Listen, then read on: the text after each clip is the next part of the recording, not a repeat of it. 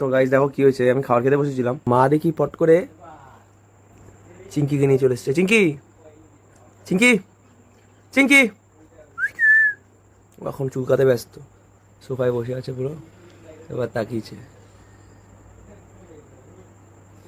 কি বলো, তোমাকে সবাই দেখছে, বলো কি বলবে।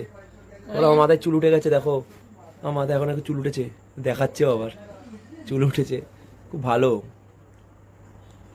সবাই মারছে কেন ওকে কি জানি, আবার ঢুকিয়েছিলাম আমি কিন্তু আবার মেরেছে, দেখো কত ভালো। চলো এখন কি করতে একটা ব্যস্ত রয়েছে। এই দেখো মায়ের সাথে দুষ্টুমি করবে, দেখো এখন যাবে না, এখনো ছাড়া থাকলে আর যায় কেউ। দেখো মা এরম করলেও কি করে।